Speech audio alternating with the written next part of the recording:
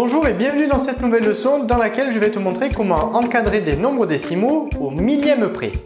Lorsque l'on souhaite encadrer un nombre décimal au millième près, on cherche donc à savoir entre quel millième et quel autre millième notre nombre décimal est compris. Donc sur la droite graduée, cela se traduit par le fait que l'on va avancer de 1 millième en 1 millième. C'est ce que j'ai fait ici sur cette droite graduée.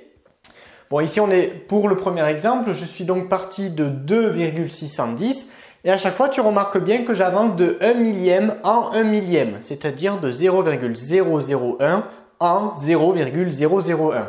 Après 2,610, eh bien si j'incrémente de 1 millième, eh bien après j'obtiens le nombre 2,611, 2,612. Tu vois qu'à chaque fois on incrémente de 1 le chiffre des millièmes. Donc finalement ici, pour encadrer ce nombre millième, eh bien on cherche à savoir entre quel millième et quel autre millième ce nombre décimal ici est compris. Alors si on regarde la droite graduée, c'est assez facile de trouver rapidement la réponse. En effet, ce nombre-là, il va donc être compris entre 2,613 et 2,614. Donc le nombre ici, c'était 2,6137. Eh bien, au millième près, ce nombre, il va être compris entre 2,613 et 2,614. Donc ça, c'est la méthode, on va dire graphique avec l'appui d'une droite graduée. Alors comment on fait pour retrouver ce résultat? C'est toujours la même technique. Pour la borne inférieure de l'encadrement, je vais recopier mon nombre jusqu'au chiffre des millièmes. Bon là, je vais faire un pont pour bien que tu te représentes les choses. Donc pour la borne inférieure de l'encadrement, on va recopier le nombre jusqu'au chiffre des millièmes, c'est-à-dire jusqu'à ce chiffre. Donc finalement ici j'obtiens 2,613 et pour trouver la borne supérieure, bien comme on encadre au millième près, j'incrémente de 1, c'est-à-dire que je vais ajouter 1 au chiffre des millièmes. Comme ici le chiffre des millièmes c'est 3, eh bien après 3, j'ai 4. Donc finalement ici pour la borne supérieure de l'encadrement, j'obtiens donc 2,614. Bon, c'est exactement la même chose que l'on a trouvé ici sur la droite graduée. Ainsi, au millième près, ce nombre, il est compris entre 2,613 et 2,614. Allez, je te propose à présent que tu t'entraînes à ton tour avec les exemples suivants. Donc, sans l'aide d'une droite graduée, essaye d'encadrer au millième près les trois nombres décimaux suivants et bien évidemment, je corrige juste après.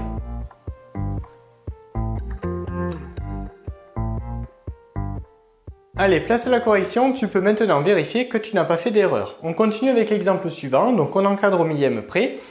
Pour la borne inférieure de l'encadrement, c'est toujours très facile puisqu'il faut recopier le nombre jusqu'au chiffre des millièmes, c'est-à-dire ici jusqu'au chiffre 2. Donc je recopie tout simplement mon nombre jusqu'au chiffre des millièmes. Donc ça me donne 35,012. Et pour la borne supérieure de l'encadrement, j'incrémente de 1, je vais ajouter 1 au chiffre des millièmes ici. Comme j'ai 2, et bien après j'ai 3. Bien évidemment, je recopie à l'identique tout ce qu'il y a avant. Et finalement, j'obtiens 35,013. Donc au millième près, ce nombre-là, il est compris entre 35,012 et 35,013. On continue avec l'exemple suivant. Bon, après, quand on a compris la méthode, eh bien c'est très facile. Donc là, je recopie jusqu'au chiffre des millièmes, c'est-à-dire le 1 qui est là, où j'ai mis le petit point, 5,101. Ensuite, pour la borne supérieure de l'encadrement, j'ajoute 1 au chiffre des millièmes. Et finalement, j'obtiens donc 5,102. Et enfin ici, alors ici, il y avait une petite subtilité, tu vas vite t'en rendre compte. Peut-être que tu t'en es déjà rendu compte. Alors, pour la borne inférieure de l'encadrement, là, il n'y a pas de piège. Toujours pareil, je recopie jusqu'au chiffre des millièmes. 0,409. Par contre, pour la borne supérieure, ici, il fallait faire attention. Pourquoi?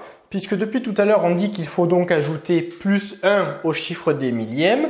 C'est bien ce que l'on va faire. Sauf qu'ici, le chiffre des millièmes, pour la borne inférieure, c'est 9. Du coup, quand je vais faire plus 1, je vais obtenir 10. Et 10, eh bien finalement, au chiffre des millièmes, j'aurai donc le 0 du 10. Par contre, j'ai ma retenue du 10, le 1.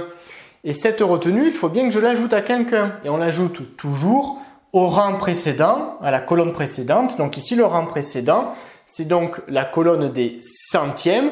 Il faut donc que j'ajoute ce 1, le 1 du 10, à cette colonne-là. Ici, j'ai 0, chiffre des centièmes, donc 0 plus 1, 1.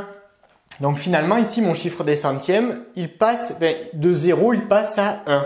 Et mon chiffre des millièmes, ici, c'est 0. Et le chiffre des dixièmes, ici, lui, ne change pas. C'est toujours 4, virgule. Et pour le chiffre des unités, on avait donc 0.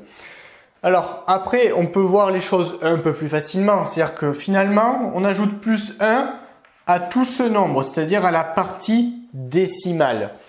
409 millièmes plus 1 millième, ça me fait 410 millièmes. On peut aussi voir les choses comme ça. C'est comme ici. Finalement, la partie décimale, si je regarde que la partie décimale, à partir de la borne inférieure, 613, je fais plus 1, 614. 0,12, bon, 12, plus 1, 13. 101 millièmes, plus 1, 102 millièmes. Et là, finalement, c'est peut-être plus simple de le voir comme ça, si on a envie. 409 millièmes, j'ajoute plus 1 millième, donc 410 millièmes, ok? Ou on peut toujours raisonner position par position, peu importe. Il ne faut juste pas se tromper ici, il fallait ajouter la retenue au rang qui était juste avant les millièmes, c'est-à-dire ici le rang des centièmes. Cette leçon est désormais terminée, abonne-toi à la chaîne pour ne rater aucune de nos prochaines vidéos et on te dit à très vite dans une autre leçon de Petit Savant.